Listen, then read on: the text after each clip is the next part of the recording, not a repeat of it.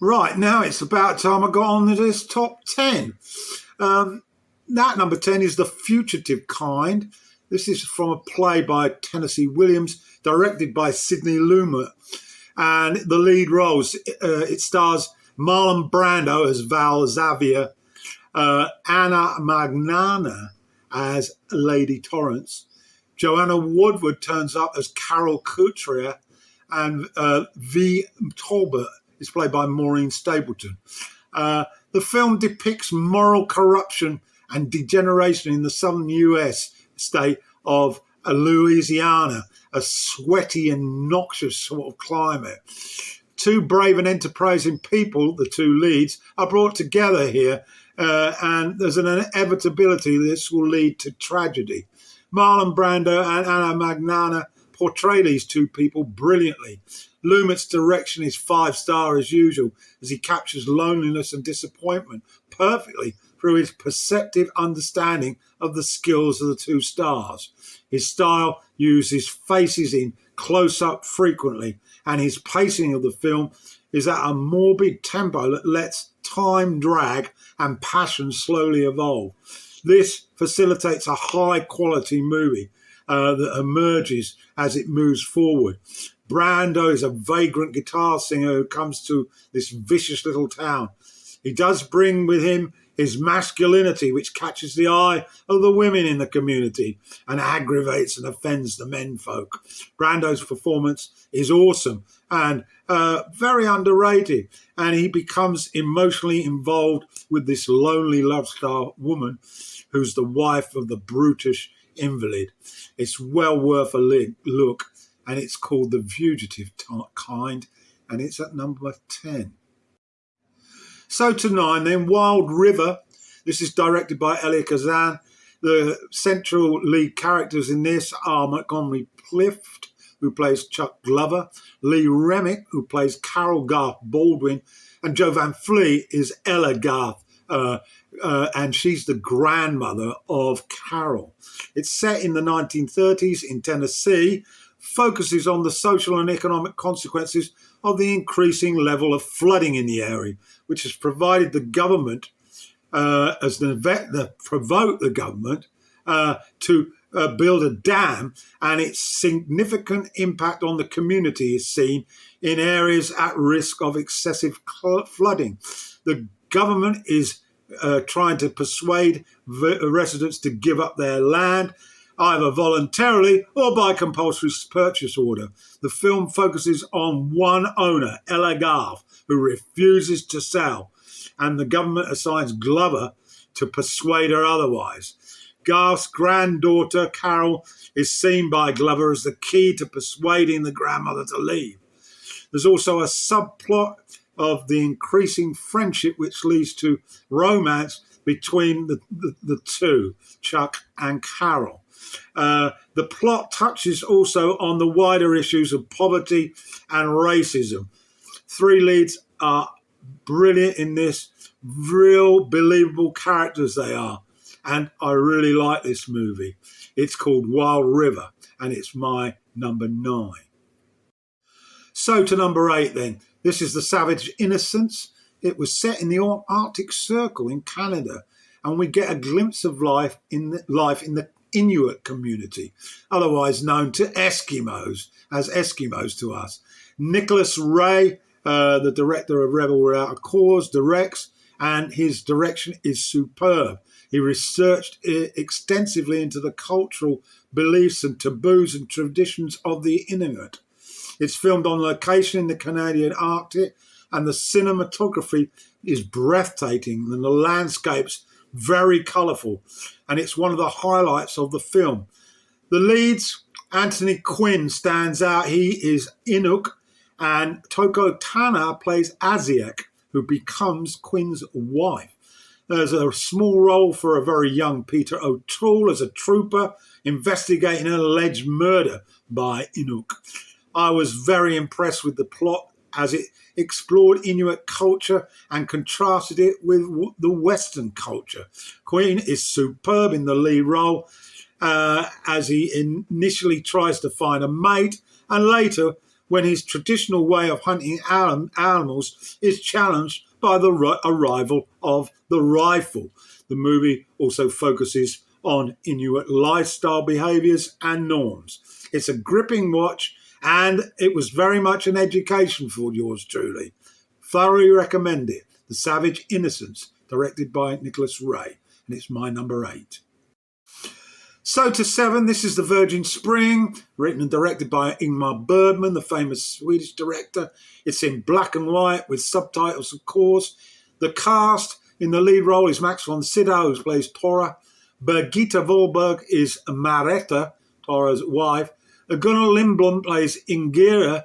She's the half-sister of Karen, who's played by Birgitte Pettersson. She's the daughter. It's a gripping thriller set in the 13th century, showing how a father carries out brutal revenge for the rape and murder of his young adolescent daughter by 3 herdsmen who crossed the girl's path at a spring, the Virgin Spring, and lose control of their sexual impulses while sharing food with Karen and her older sister. Bergman's obsession to detail is prolific throughout. He makes a note of and you should make a note, of the early appearance of a toad being handled by the half-sister. This becomes very impactful later on, and the tale touches on the early arrival of Christianity and the end of paganism. This won the Oscar for the best foreign language film. The Virgin Spring, absolutely superb.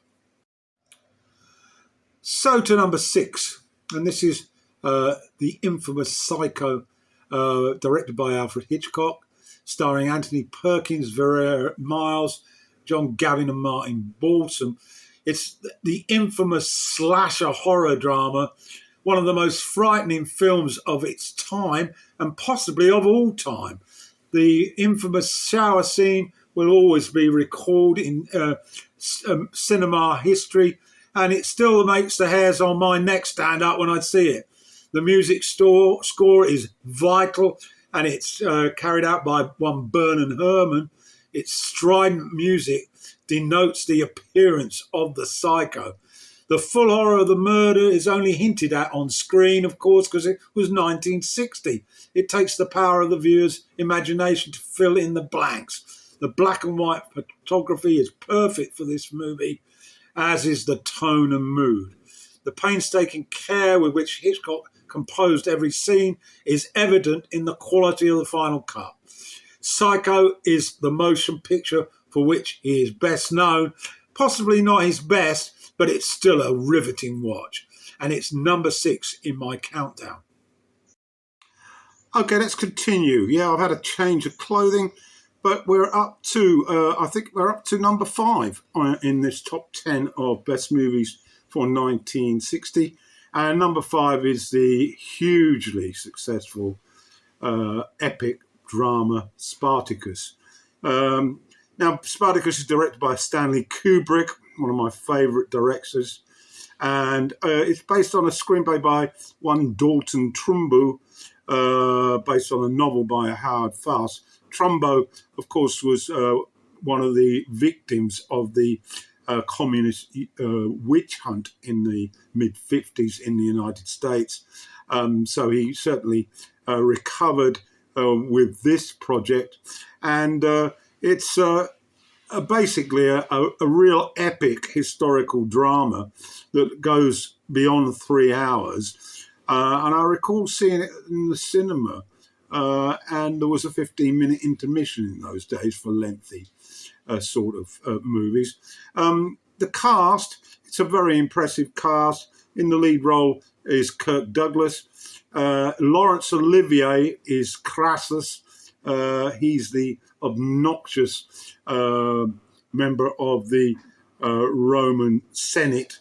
Varinia, my apologies, is played by Gene Simmons, and Cracus by Charles Lawton. He is the opposition party in the political establishment against Olivier's classes. And then a very significant supporting contribution from Antonius, played by Tony Curtis, and also Batiatus, who's played by Peter Ustinov. And there will be a script. Oh, yeah, and Tigranes, played by Herbert Long. This movie was hugely successful. Won the Best Actor Supporting Role for Ustinov, Best Cinematography and Art Direction, and nominations were for Film Editing, Best Music. And at the Globes, it won the Best Motion Picture Award for Drama, and Kubrick got a nomination for Best Director, as did Olivier, and as did Woody Strode for Best Supporting Actor, alongside Ustinov. And, of course, it also got the Best Original Score.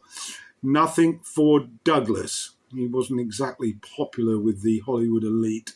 And as his company financed this production, after it was rejected by the big Hollywood studios, that was another factor that contributed to his non-appearance. So let's run down briefly a little bit about the film. So the film, then, it's about a Roman ex-slave. His name is Spartacus, based on a novel by Howard Fast, as I said. It's a spectacular, epic style of film, particularly popular in the 50s and early 60s, full of temptations to romanticize and elaborate. This 3-hour costume drama film, as I say, Kirk Douglas is in the lead role, and an elite cast, which I mentioned before. There's a panoramic display of Rome and Roman, including slaves and patricians, men and maids.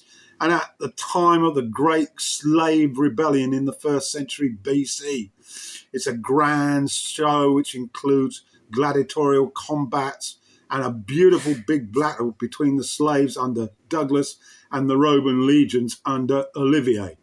Plus, there's romance delivered by Douglas and Simmons, with Olivier also vying for her affection, that predictably ends in failure as she is carrying Spartacus' child.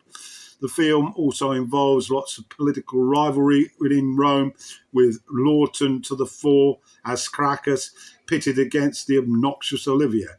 It's melodramatic, but I love it, especially Douglas, who's absolutely awesome. And he, as I said, was involved in production. So that's my number 5, Spartacus.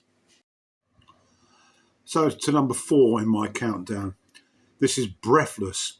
It's a foreign language movie directed by Jean-Luc Godard, who's also responsible for the script, alongside his buddy Francois Truffaut. The cast: Michel is played by Jean-Paul Belmondo. Patricia is played by Jean Seberg. And there's a few other supporting cast, but those are the main protagonists. At the BAFTA Awards, it had a nomination for Best Foreign Actress for Seberg. And in 1960 at the Berlin Festival, it won the Silver Berlin Bear for Jean-Luc Godard. It was also nominated for the Golden Berlin Bear, again for Godard. This movie, Godard's Breathless, helped launch very much what is now known as the French New Wave movement, which challenged norms of the medium, the cinematic medium. Godard's directorial choices intended to increase the realism. And this he does by paradoxically never letting you forget you're watching a movie. Even half a century later, the results remain absolutely fascinating. As I say, Michel is a young criminal, and we see him as the film opens. He steals a car and murders a copper. He then returns to Paris, where he reconnects with Patricia, an American student. He claims to be in love with her and wants them to run off to Italy. To do this, he's trying to collect on debts. Patricia is somewhat unsure of their feelings for each other, but they do have chemistry and they fit together oddly. Her parents, however, want her to enroll at the Sorbonne and put condition on this that she must do so if she wants more money of which is supporting her and Michelle. She sells the New York Herald Tribune on the streets and is working towards becoming a journalist. The movie basically traces their doomed relationship over a few days, both together and apart. It's many things, but it's a crime story principally, but it's a romance and it's also a movie about movies. There was a remake of this a couple of decades later with Richard Gere in the lead role. But this is the original that I prefer, and it's at number 4. So number 3 in my countdown, this is Inherit the Wind.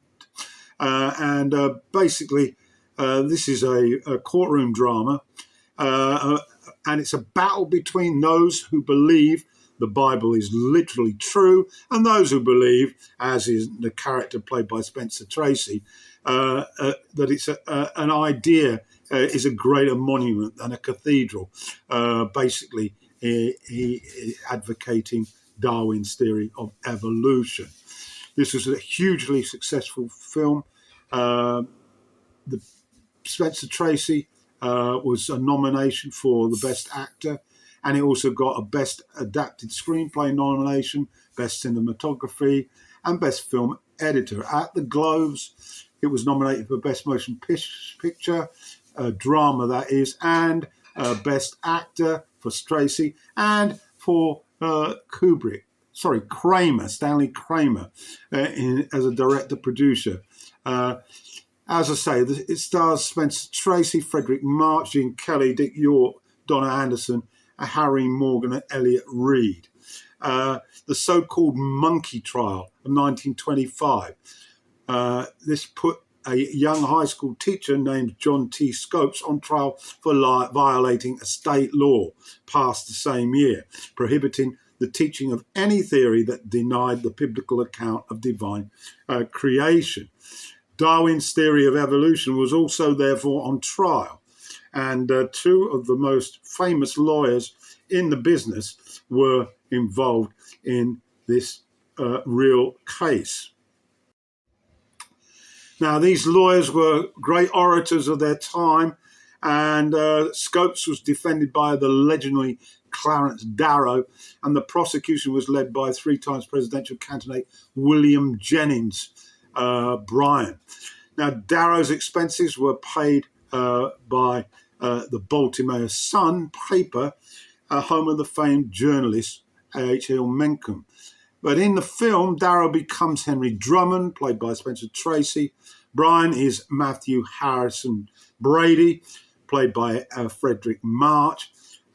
Mencken is E.K. Hornbeck, and he's played by Gene Kelly. And Scopes is Bertram J. Cates, played by Dick York. Another major player is the gravel-voiced Harry Morgan as the judge. Absolutely riveting courtroom drama, this. And the speeches of both counsels are my personal highlight in a movie full of highlights. You really should get to watch this one. You'll learn a lot about America, about the role of religion early on, and how it still continues today. And it's my number 3, Inherit the Wind. My number 2 then in my top 10 for 1960 is Saturday Night and Sunday Morning. I'm going to start off with this quote from the actual script. Don't let the bastards grind you down. That's the message from the belligerent portrait of working class manhood, which is adapted from the 50s novel by Alan Sillitoe. And the orator, a defiant factory worker, Arthur Seaton, played by Albert Finney in his first leading role. This movie offers a terrifying glimpse into an age where work, booze, and death were all that British young men had to look forward to. It's set in Nottingham at the end of the 50s. The film offered newcomer Finney the chance to really show what he could do on screen. The result is a smouldering poison pen letter of a film in which Finney's working class hero, a rarity in the stuffy days of post-war British cinema, battles the system with a near religious fervour. What I want is a good time. The rest is all propaganda, Seaton says. And that's his mantra. But in the end, he realises he's fighting a losing battle as an affair with his best friend's wife, brilliantly played by Rachel Roberts, ends badly. And his aggressive attitude alienates him from everyone. Finney exhibits a talent and screen presence here that helped make him a star. The director, Carl Reese, stays faithful to the spirit of the novel, never compromising on either the bleakness of the vision or his over-optimistic faith in his hero's defiance. The film became labelled as an example of kitchen sink drama, which was unpleasant little slices of lower working class life shot quickly and on small budgets in the late 50s and 60s. Often starred young actors who would go on to greatness. They gave fascinating glimpses into the sooty and generally unpleasant world of post-war England. So, as I say, director here, Carol Rice, writer Alan Sillitoe. The stars Albert Finney, Rachel Roberts, Sally Ann Field, Brian Pringle, Hilda Baker, Norman Rossington, and Elsie Wagstaff. You'll see that on the script as well. That's my number 2, Saturday night and Sunday morning. So finally to my number 1 for 1960, and it's The Apartment, directed and written by Billy Wilder for the screen, and it stars Jack Lemmon as C.C. Baxter, Sterling McLean plays Fran Kubelik, J.D. Sheldrick is played by Fred McMurray, and Mr. Dobish by Ray Walston. And Mr. Kirkaby is played by David Lewis, and Dr. Dreyfus is Jack Crucian. A hugely successful movie. It won the Oscar for Best Picture and Best Director for Wilder. Also won for Original Screenplay, Art Direction, Film Editing. And nominations for both lead characters, for Lemmon, Best Actor, and McLean, Best Actress, and supporting role for Jack Crucian. And it also had nominations for Best Cinematography and Sound. And at the Globes, successful as well. Won the Comedy Best Picture, and also for Actress in a Comedy for McLean, Actor in a Comedy for Jack Lemmon, and Billy Wilder was nominated for Best Director at the Golden Globes. So a brief synopsis of the film. It's a movie about a fellow who lends his rooms to the married executives of his office as a place for their secret love affairs, which make a particularly funny and morally presentable show, especially when the young fellow uses the means to get advanced in his job. Lemmon is the innocent and amiable young bachelor who passes around the key of his apartment to the bosses of the place where he's employed. He beautifully maintains the appearance of a lamb among ravening wolves. His character does not like what he's doing, but he turns out at all times and under all circumstances in the line of duty. When there is a hint of a promotion, this is front forward in his mind, and he continues to oblige until the inevitable romantic trouble brews. It's one of those elevator girls, played perfectly by McLean. Lemmon's taken a fancy to her, and he basically attempts to try and date her. However, he discovers she's using the apartment with a head of personnel. Then he goes through an ordeal of worrying, especially after the girl chooses the apartment for a suicide attempt on Christmas Eve. Yeah, this is a seriously funny movie. Fantastic comedy, predictable happy ending, but who cares? The acting and direction are 5-star. It's my number 1 film from 1960. And that concludes this video. Hope you enjoyed it. And try and get to look at these films. There'll be a list of trailers in the description so you can have a little peek at them.